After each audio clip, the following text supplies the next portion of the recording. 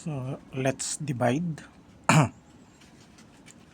So, ang gagawin natin, ay divide muna natin yung 6x cubed divided by 2x.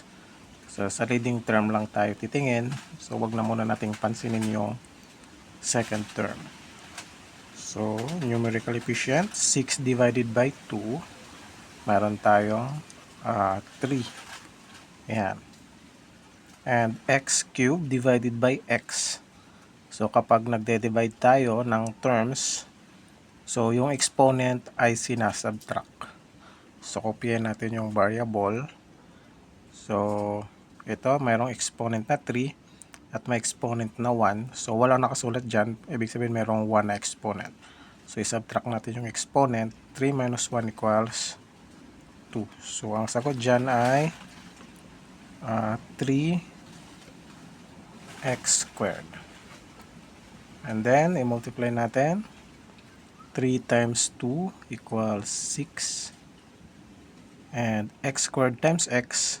So, pag nag-multiply naman tayo ng term, so, ang exponent ay ina-add. So, 2 plus 1 equals 3. So, x cubed.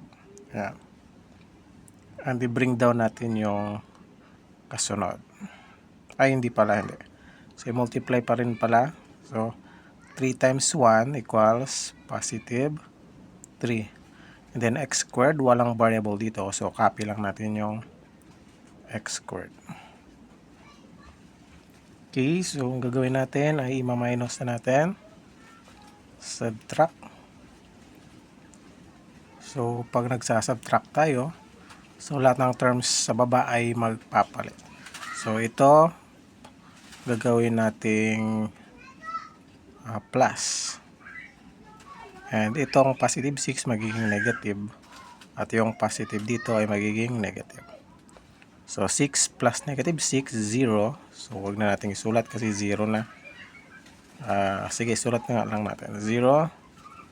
And 11 plus negative 3 equals positive 8. And bring down x squared. So, ayan, 0 na dito. So, pwede na nating tanggalin yan. Kahit huwag na isulat. So, i-bring down natin yung negative 4x. Ayan. Wait lang. Ito ay squared yan. Okay, so, ito, 8 divided by 2 equals positive 4. And x squared divided by x ay x na lang. Kasi 2 minus 1 ay 1 na lang yung exponent dyan. So, let's multiply. 4 times 2 equals 8. And x times x, x squared. So, 4x times 1 equals positive 4x. So, minus. So, gawin natin itong add. Ito magiging negative. Ito ay magiging negative. So, 8 plus negative 8, 0 na yan. So, wag natin isulat. 0. Cancel na. And negative 4 plus negative 4 equals to negative 8x. So, bring down natin yung negative 4. So, mag-divide tayo. Negative 8 divided by positive 2 equals negative 4. And x divided by x. So, 1 parehong 1 yung exponent. 1 minus 1 equals 0. So, x raised to 0 yan. X raised to 0. And meron tayong rule.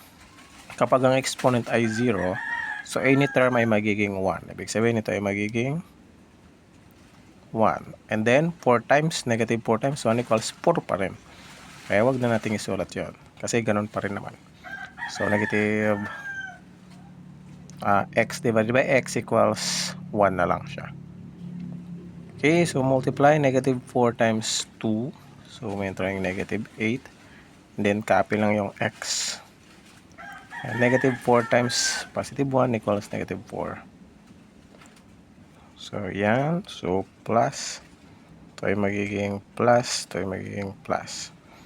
So, negative 8 plus 8, 0. Negative 4 plus 4, 0. So, no remainder. Ito yung ating sagot. 3x squared plus 4x minus 4.